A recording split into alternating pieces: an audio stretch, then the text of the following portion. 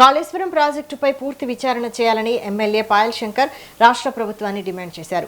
కేవలం కుంగిన 3 పిల్లర్లపై విచారణ చేస్తే అందులో జరిగిన అవినీతి అక్రమాలు బయటపడతాయని చెప్పారు. టీఆర్ఎస్ కాంగ్రెస్ పార్టీలు కలిసి కుమ్మక్కు రాజకీయాలు చేస్తున్నాయంటున్న ఎమ్మెల్యే పాయల్ శంకర్తో మా ప్రతినిధి రామకృష్ణ ఫేస్ టు ఫేస్. రాష్ట్రంలో కాళేశ్వరం ప్రాజెక్టు రగడ కొనసాగుతూనే ఉంది. నిన్న కేటీఆర్ అదేవిధంగా వీళ్ళందరూ మంత్రులు వెళ్తున్నారు. అదేవిధంగా కాళేశ్వరం ప్రాజెక్టు విచారణ చేయలేదని బీజేపీ పైన ఆరోపణలు చేశారు. చెప్పండి, కాళేశ్వరం ప్రాజెక్టుని సిబిఐ ఎంక్వైరీ చేసి బీజేపీ పార్టీ ఇంతవరకు దానికి సంబంధించిన కేంద్ర ప్రభుత్వం చర్యలు తీసుకోలేదని ప్రధానంగా ఆరోపించారు. దీనివల్ల ప్రధానంగా టీఆర్ఎస్ కాంగ్రెస్ పార్టీల వల్ల తెలంగాణ రాష్ట్రానికి చాలా నష్టం జరుగుతుంది. 10 ఏళ్ళు ఈ రాష్ట్రాన్ని పాలించిన బీఆర్ఎస్ పార్టీ లక్షల కోట్ల రూపాయల అప్పులు తీసుకొచ్చి తెలంగాణ ప్రజల నెత్తిన మీద అప్పుల భారం పెట్టి 1,30,000 కోట్లతో కట్టినటువంటి కాళేశ్వరం అంతా కూడా కూలిపోయింది.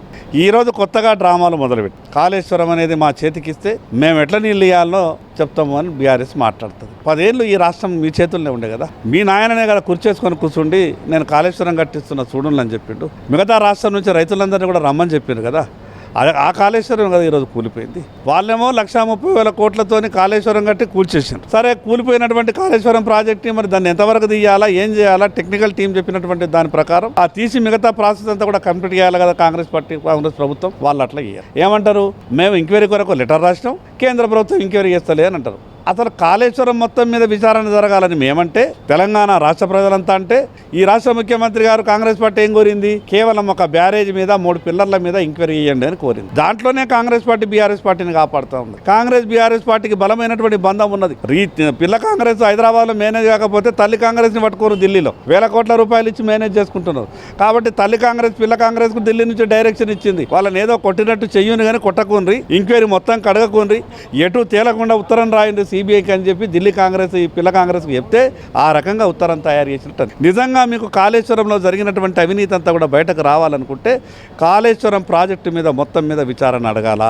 కానీ ఆ రకంగా కాకుండా కేవలం కుంగిన 3 పిల్లర్ల మీద ఎందుకు అడుగుతున్నారు, కేవలం ఒక బ్యారేజ్ మీద విచారణ ఎందుకు అడుగుతున్నారు? ఈ లక్షల కోట్ల రూపాయల అవినీతి బయటకు రావాలంటే పూర్తిగా ప్రాజెక్టు మీద విచారణ జరగాలి. ఎందుకంటే భవిష్యత్తులో వాళ్ళిద్దరు కలిసే అవకాశం ఉన్నది.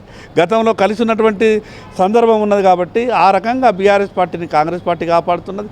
ఈరోజు ఈ రాష్ట్రంలో బీఆర్ఎస్ కాంగ్రెస్ తోడు దొంగలుగా నువ్వు కొట్టినట్టు చేయు, నేను ఏడిచినట్టు చేస్తా అనే సామెతని బలంగా నమ్మి ఈరోజు ఆ సామెతని అనుకరిస్తున్నది ఆ 2 పార్టీలు. నిజంగా ఆ చర్చ ఎక్కడ జరగాల? రోడ్ల మీద చర్చలు జరుగుతాయా? చర్చ అనేది అసెంబ్లీ ఉన్నది. అసెంబ్లీలో చర్చ గొప్పగా చేయొచ్చు, రికార్డ్స్ ఉంటాయి, అధికారులు ఉంటారు, అన్ని రాజకీయ పక్షాలు ఉంటాయి. కానీ ఆ రకంగా కాకుండా రోడ్ల మీద చర్చ చేసుకుందామని చెప్పి ప్రజల్ని ఈరోజు మభ్యపెట్టడానికి 2 పార్టీలు కూడా ఈరోజు నాటకాలు ఆడతారు. అందుకే వాస్తవాలు తెలంగాణ ప్రజలంతా కూడా గమనించారు. తప్పకుండా ఆ 2 పార్టీలు తెలంగాణ రాష్ట్రాన్ని అప్పుల ఊబిలో కూరుకుపోయే విధంగా బీఆర్ఎస్ పార్టీ కాంగ్రెస్ పార్టీ చేసినటువంటి పాపాలని త్వరలోనే తప్పకుండా మేము అన్నీ కూడా తేలుస్తాం. ప్రజలతోనే ఈ పార్టీని శిక్షించే విధంగా మేము చేస్తాం. మీ నిజాయితీ మీరు నిరూపించుకోవాలంటే కాళేశ్వరం మొత్తం మీద విచారణ అడగండి.